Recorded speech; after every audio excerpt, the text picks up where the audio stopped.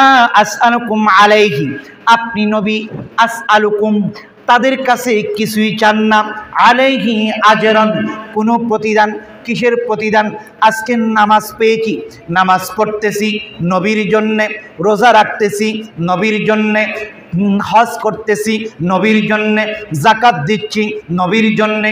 নয় নয়, আমরা নিজেকে ঈমানদার দাবি করতেছি নবীর জন্যে। যদি আমার নবী না আসতো তাহলে আল্লাহকেও আমরা চিনতাম না।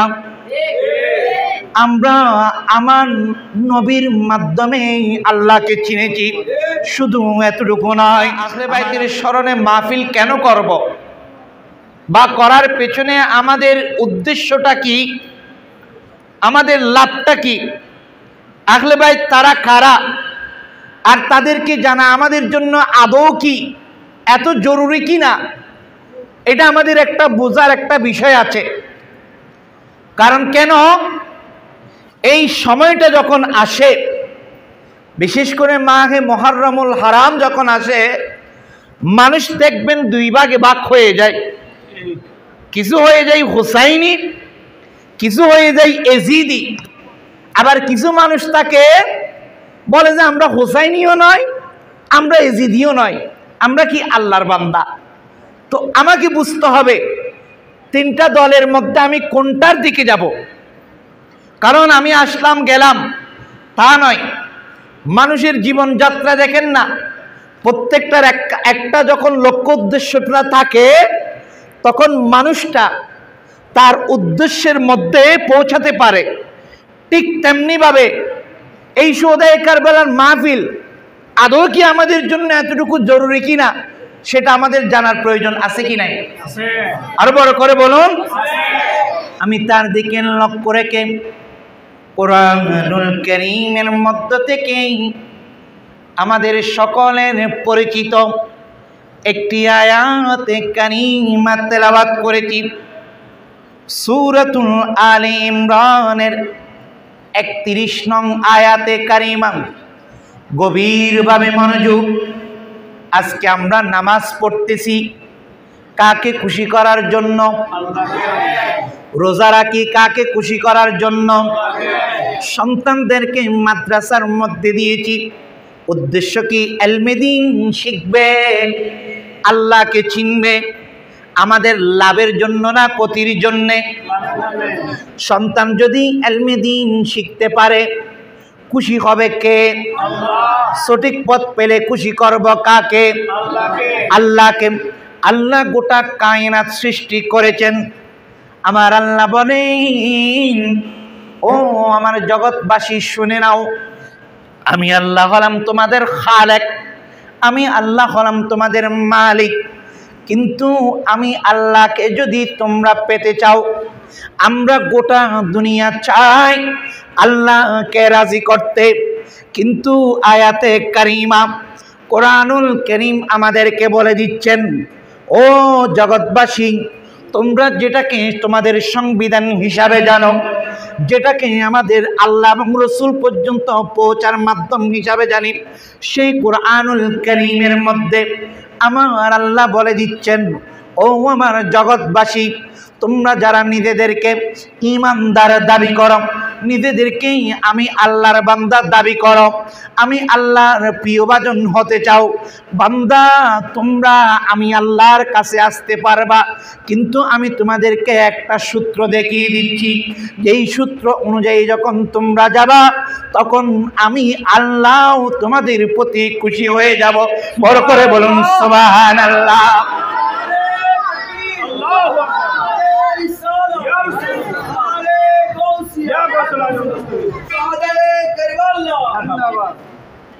তাহলে বলতে চেয়েছিলাম, আজকে আমরা নামাজ পড়ি, রোজা রাখি, হজ করি, অনেক মানুষ আমরা দেখতে পাই স্বাভাবিকভাবে দেখেন প্রত্যেকের অন্তরের মধ্যে থাকে আল্লাহকে খুশি করব, আল্লাহকে রাজি করব।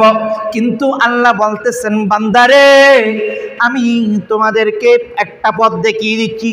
আল্লাহ সেই পথটা কি? আল্লাহ ডাইরেক্ট বলেন নাই, আমার নবীর মাধ্যমে কোরআনুল কারীমের আয়াতে কারিমা আমাদেরকে জানিয়ে দিলেন। কুল, ও আমার হাবিব আপনি বলে দিন, আল্লাহ কি বলবো?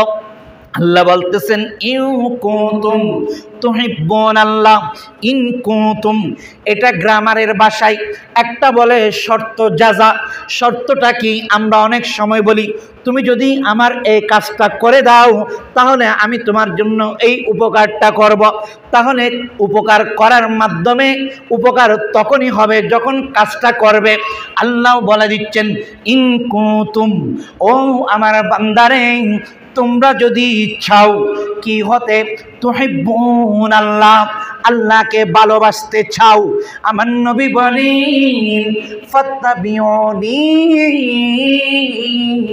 ও আমার উম্মত আমি নবীকে ইত্তেবা করো, আমি নবীকে অনুসরণ করো, আমি নবীকে অনুকরণ করো।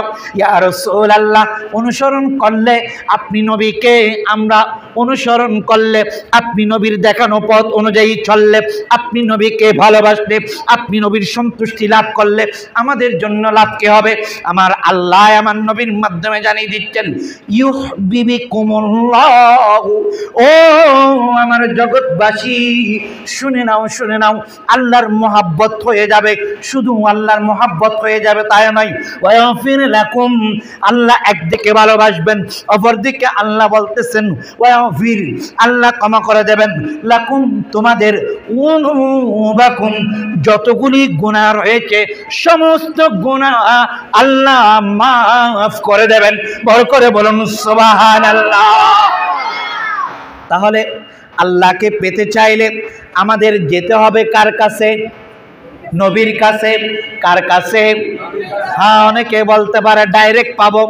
আমরা বলি আমরা নামাজ পড়ি আল্লাহকে খুশি করার জন্য, রোজা রাখি আল্লাহকে খুশি করার জন্য, হজের সময় হজ করি আল্লাহকে খুশি করার জন্য, কিন্তু আল্লাহর সঙ্গে আমরা আমার নবীকেও আমার আল্লাহর পরে স্থান দিই। বড় করে বলুন সুবহানাল্লাহ। কোরআনুল কারীমের আয়াতে কারিমা এটা হলো 3 নম্বর পারা। এবার আসুন 25 নম্বর পারার মধ্যে আমার ভাইয়েরা বলেছেন একটা আয়াতে কারিমা আপনারা শুনেছেন, যেই আয়াতে কারিমা হলো সূরা শুরা, আয়াতে কারিমা হলো 33 নং আয়াতে কারিমা। একটু গভীর মনোযোগ। আমার আল্লাহ বলতেছেন ও আমার জগৎবাসী, আমার নবী তো বলেছেন, কিন্তু আমার নবীর পক্ষ হয়ে আমি আল্লাহ তোমাদেরকে একটা মেসেজ দিতে চাই। মেসেজটা কি? কারণ দেখুন আজকে বলতেছি শুহাদায়ে কারবালার সময় যখন এসেছে অনেকে ইমাম হাসান হোসাইনের কথা বললেন চেহারা কালো করে ফেলে, আছে কিনা? আছে। আর একটু বড় করে বলুন। এজিদের পক্ষে দালালি করে, আছে কিনা? আছে। এজিদের পক্ষে সাফায়ে গায়ে, আছে কিনা? আছে। এজিদের পক্ষে মানুষদেরকে আগ্রহী দেখায়, আছে কিনা? কিন্তু আমরা কোন রাস্তা দিয়ে যাব? একটু গভীর মনোযোগ। কোরআনুল কারীমের আয়াতে কারিমা আমরা দেখব কোরআন কি বলে, আমার নবীর হাদিস কি বলে। 25 নম্বর পারা সূরা শুরা আয়াত নাম্বার হলো 33। আল্লাহ বলেন, আমার নবী বলেন নাই, স্বয়ং আমার নবীর পক্ষ হয়ে আল্লাহ ডাইরেক্ট বলে দিচ্ছেন কুল, ও আমার হাবিব। আয়াতে কারিমা আগেরটা ঠিক রাখবেন। আল্লাহ বলতেছেন আমি আল্লাহকে যদি পেতে চাও হাবিব আপনি বলে দিন, আমি আল্লাহকে পেতে চাইলে আপনি নবীকে ইত্তেবা করতে হবে, আপনি নবীকে ভালোবাসতে হবে, আপনি নবীর পথ অনুসরণ করতে হবে, আপনি নবীর মহব্বত অন্তরের মধ্যে রাখতে হবে। আবার এই আয়াতে কারিমার মধ্যে আমার নবীর পক্ষ হয়ে স্বয়ং আমার আল্লাহ বলে দিচ্ছেন কুল, ও আমার হাবিব আপনি বলে দিন। আর যে কি বলবো, আমার আল্লাহ বলতেছেন ইয়া রাসূলুল্লাহ আলাইহি আজরান ইল্লাল মাওয়াদ্দাতা ফিল কুরবা। আর আল্লাহ বলে দিচ্ছেন ও আমার জগৎবাসী তোমরা আমার নবীর আহলে বাইতকে মহব্বত করো। একটু মনোযোগ আমার দিকে। আমার আল্লাহ বলে দিচ্ছেন আমার হাবিব আপনি বলে দিন লা আসআলুকুম আলাইহি, আপনি নবী আসআলুকুম তাদের কাছে কিছুই চান না। আলাইহি আজরান, কোনো প্রতিদান। কিসের প্রতিদান? আজকে নামাজ পেয়েছি, নামাজ পড়তেছি নবীর জন্যে, রোজা রাখতেছি নবীর জন্যে, হজ করতেছি নবীর জন্যে, যাকাত দিচ্ছি নবীর জন্যে। নয় নয়, আমরা নিজেকে ইমানদার দাবি করতেছি নবীর জন্যে। যদি আমার নবী না আসতো তাহলে আল্লাহকেও আমরা চিনতাম না। আমরা আমার নবীর মাধ্যমে আল্লাহকে চিনেছি। শুধু এতটুকু নয়, আমার আল্লাহ বলতেছেন, ও আমার হাবিব আপনি বলে দিন এত কিছু আপনার উম্মত পেয়েছে। শুধু তাই নয়, আমি যখন ইসলামের ইতিহাস দেখবেন আমার নবী আসার পরে রসুলের হায়াতে জিন্দেগির একটা দুইটা সময় নয়, অনেকগুলো মুহূর্ত গিয়েছে। এই মুহূর্তগুলোর মধ্যে আমার নবী এত বেশি কষ্ট পেয়েছেন যা বলার অপেক্ষা রাখে না। যেমন করে আমরা যদি দেখতে চাই, রসুল যখন দুনিয়ার মধ্যে ওই জাহিরি সময়টা পার করেছেন, ওই সময় ইহুদি খ্রিস্টানরা আমার নবীকে একের পর এক কষ্ট দিয়েছে। উহুদের ময়দানের মধ্যে আমার নবীর দন্দন মোবারক শহীদ হয়েছে। অনেক নবী ছিল, আপনারা শুনেছেন এই মাসের মধ্যে ইয়ৌম আশুরা হিসাবে আমরা একটা মাস জানি, যে এই মাসের মধ্যে হযরতে ইউনুস নবী মাছের পেটে চলে গিয়েছেন। উম্মতদের কষ্ট সহ্য করতে না পেরে হযরতে নূহ আলাইহিস সালাম আল্লাহর কাছে ফরিয়াদ করেছেন, আল্লাহ এই উম্মত কখনো সঠিক পথের মধ্যে আসবে না। ওনার কিছু মত ছাড়া সকলেই হযরতে নূহ আলাইহিস সালামের বদদুয়ায় ধ্বংস হয়ে গিয়েছিল। এইভাবে যদি দেখতে যায় এক এক নবীর ইতিহাস এক এক রকম ভাবে, কিন্তু আল্লাহ আমার নবীকে একটা লকব দিয়েছেন, যেই লকবটা হলো রাহমাতুল লিল আলামিন, যেটার বাস্তব প্রমাণ হয়েছিল আমার নবী যখন দুধ মা হালিমা হযরতে হালিমাতুস সাদিয়া রাদিয়াল্লাহু তাআলা আনহার জন্মভূমির মধ্যে তায়েফের মধ্যে গেলেন। উদ্দেশ্য কি? আল্লাহর দেওয়া বিধান প্রচার করবেন, ইসলামের জীবন বিধানকে মানুষের মাঝে ছড়িয়ে দেবেন। ইসলামের বাণী ছড়িয়ে দিতে গিয়ে আমার নবীকে এমনভাবে আঘাত করেছে ওই তায়েফবাসী। কিতাবের মধ্যে আছে রসুল কেমনভাবে পাথর নিক্ষেপ করেছেন। রসুলের সমস্ত শরীর দিয়ে যে গোসল করলে মানুষের শরীর থেকে যেভাবে মানুষের শরীর বেয়ে বেয়ে পানি পড়ে, ঠিক তেমনিভাবে আমার নবীর শরীর থেকে রসুল পাকের জিসিম মোবারক থেকে রক্তর ঘাম বেয়ে বেয়ে পড়েছে। একটা দুইটা পা দেয়, আবার রসুল পড়ে যায়। এত কষ্ট পেয়েছেন আমার নবী। ওই সময় জিবরিল আমিন এসে বলতেছেন, ইয়া রাসূলুল্লাহ, ইয়া হাবিবাল্লাহ, ও আল্লাহর নবী আপনি একটু বলে দিন, আপনি একটু আদেশ করুন, আমি মুহূর্তের মধ্যে তায়েফের জমিন তছনছ করে দেব। আমার নবী বলতেছেন, ও জিবরিল তুমি কিভাবে আমার উম্মতদেরকে ধ্বংস করবে? আল্লাহ তো আমাকে একটা লকব দিয়ে দিয়েছেন, রাহমাতুল লিল আলামিন। আমি নবীর লকব। আল্লাহ হলাম গোটা কায়নাতের প্রভু, আমি হলাম গোটা কায়নাতের রহমত। রহমত যেখানে থাকতে পারে সেখানে গজবের স্থান নাই, যেখানে দয়া হয় সেখানে করুণার, সেখানে জুলুমের কোনো স্থান নাই। যেখানে আমি নবী আছি সেখানে অন্যায় কোনো থাকতে পারে না। ও জিবরিল তুমি চলে যাও, আমার উম্মত আজকে বুঝতেছে না, কালকে অবশ্যই বুঝবে। এই বলে আমার নবী জিবরিলকে পাঠিয়ে দিলেন। রসুল বলেন, ও উম্মত শুধু এতটুকু নয়, তায়েফের জমিনে এত কষ্ট পেয়েছি, উহুদের ময়দানের মধ্যে দন্দন মোবারক শহীদ হয়েছে। শুধু তাই নয়, আমার নবীর যে সহধর্মিনী পিতার মতো যিনি ছিলেন আবু তালেব, হযরতে মাওলা আলীর আব্বাজান যখন রসুলের কাছ থেকে চলে গেলেন, হযরতে আবু তালেব যখন মৃত্যুবরণ করলেন, ওই সময় কাফেররা আমার নবীর উপর এত অত্যাচার করেছেন। শুধু এতটুকু নয়, আমার নবীর সহধর্মিনী হযরতে মা খাদিজাতুল কুবরা যখন চলে গেলেন, কিতাবের মধ্যে আছে যখন নামাজ পড়তে যেত আমার নবী উটের নাড়িবিড়ি পর্যন্ত আমার নবীর দেহ মুবারকের উপর দিয়ে দিত। এত কষ্ট আমার নবীকে দিয়েছে, তবু আমার নবী কখনো উম্মতদেরকে বদদুয়া করে নাই, কারণ উম্মতদেরকে শিক্ষা দিয়েছেন। তো আজকে সময়টা হলো এই এমন একটা মুহূর্ত, রাসূল বলেন উম্মত আমি এত কষ্ট করেছি, এত কষ্ট পেয়েছি, তার বিনিময়ে আমি তোমাদের কাছে কিছুই চাই না। ইয়া রাসূলুল্লাহ আপনি কি চান? আমি একটা বিষয় তোমাদের কাছে চাই, সেটা হলো ইল্লাল মাওয়াদ্দাতা ফিল কুরবা। আমি নবীর আহলে বাইতের মধ্যে যারা আমার নিকটতম আছে, আজকের সময়টা হলো তাদের মহাব্বত আমি নবী তোমাদের কাছে আশা করি। বড় করে বলুন তাদের মহাব্বত যদি আমাদের অন্তরের মধ্যে হয়ে যায়, তাহলে আমরা বুঝতে পারবো আল্লাহ এবং রসুলের মহাব্বত আমাদের অন্তরের মধ্যে হয়ে যাবে। বড় করে বলুন সুবহানাল্লাহ। কারণ হাদিসে পাকের মধ্যে আপনারা শুনেছেন, তারাই হলো আমাদের জন্য সফিনাহে নূহের মতো। আজকে একটা কথা মনে রাখবেন, আমাদের মাদ্রাসা ছোট, মাহফিলও তেমন বড় নয়, ওলামায়ে কেরাম আন্তর্জাতিক বক্তা নয়, কিন্তু এই মাহফিল থেকে তবু একটা শিক্ষা নিয়ে যাবেন। আমরা আমাদের একটা দোষ, আমরা শুহাদায়ে কারবালার মাহফিল স্মরণ করি মুহররম মাস আসলে, অথচ আমাদের মনে রাখতে হবে গোটা একটা বছর আমাদেরকে দিয়েছেন, প্রত্যেকটা মুহূর্তের মধ্যে আহলে বাইতের স্মরণ আমাদের জন্য আবশ্যক। কারণ কেন?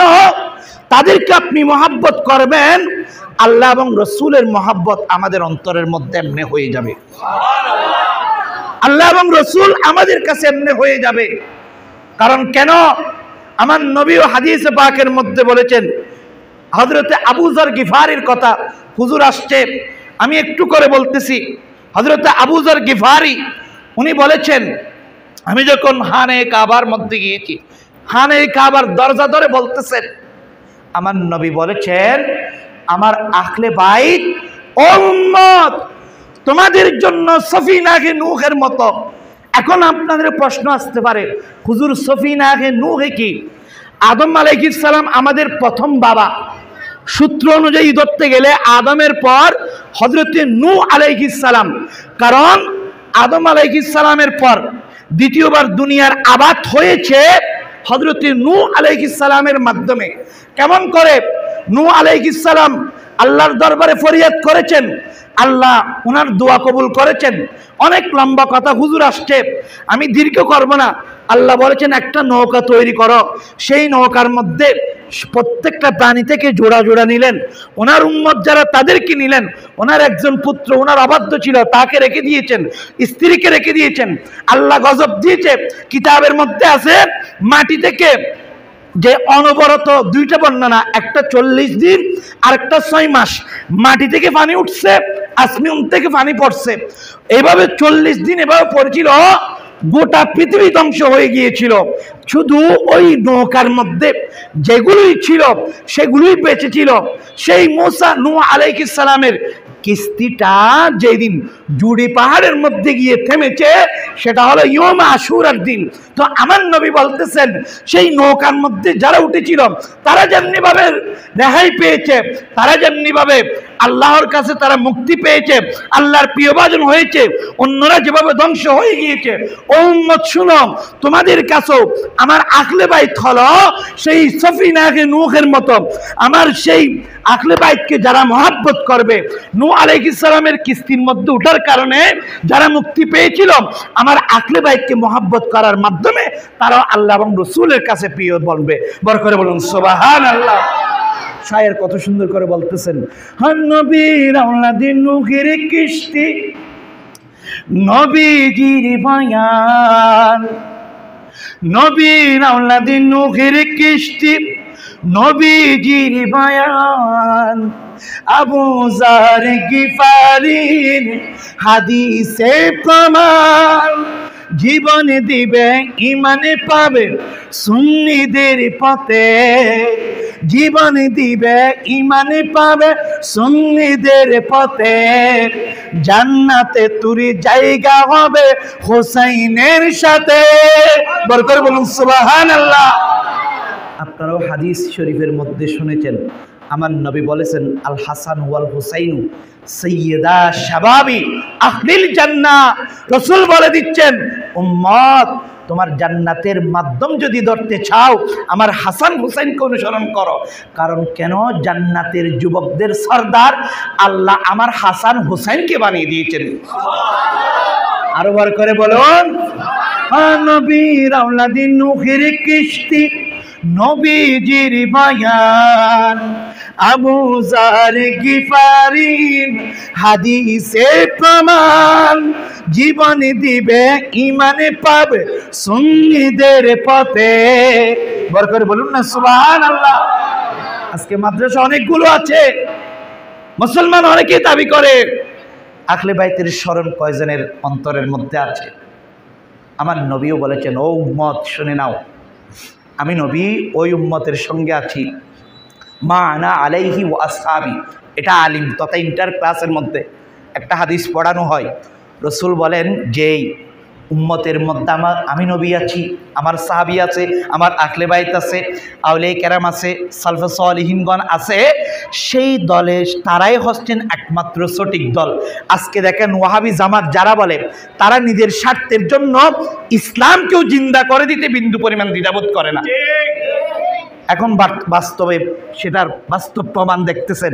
কিন্তু সুন্নিদের মধ্যে নবী আছে, সুন্নিদের মধ্যে সাহাবী আছে, সুন্নিদের মধ্যে গৌসে পাক আছে, সুন্নিদের মধ্যে সালফে সালিহিন আছে, সুন্নিদের মধ্যে খাজা গরিবে নওয়াজ আছে, সুন্নিদের মধ্যে আল্লাহর ওলিরা আছে। এই গোটা কায়নাত আল্লাহ আবাদ করেছেন তাদের মাধ্যমে। বড় করে বলুন সুবহানাল্লাহ। তাদের পথ যদি আমরা ধরতে পারি তাহলে আমরা সঠিক পথের মধ্যে থাকবো। তো সেই জন্য বলতেছেন, জান্নাতে তুরি জায়গা হবে হোসাইনের সাথে, সুন্নি জনতা গ্রহণ করো মোদের আহ্বান। বড় করে বলুন না সুবহানাল্লাহ। সুন্নি জনতা গ্রহণ করো মোদের আহ্বান, ইমামে হোসেন শহীদ হলেন কারবালার ময়দান, ইমামে হোসেন মা ফাতেমার নয়নে মনি হযরত আলীর জান, মা ফাতেমার ইমামে হোসেন শহীদ হল, ইমামে হোসেন শহীদ হল দয়াল নবীর জবানে কারবালার বয়ানে, দয়াল নবীর জবানে কারবালার বয়ানে, আওলাদে রাসূল শহীদ হবে হাদিসে প্রমাণ, ইমামে হোসেন শহীদ হল, ইমামে হোসেন শহীদ হল। আমার আলোচনা শেষ। তাহলে আমাদের অন্তরের মধ্যে আহলে বাইতের মহব্বত রাখার প্রয়োজন আছে কি নাই? আরো বড় করে বলুন, আছে কি নাই? শুধু মুহররম মাস রাখবো নাকি গোটা বছর মনে থাকবে? আরো বড় করে বলুন। যেই পথের মধ্যে আহলে বাইত আছে, আল্লাহ রসুল সাহাবায়ে কেরাম তাদের স্তরটা আছে, আমরা সেই পথের প্রতীক। বড় করে বলুন সুবহানাল্লাহ।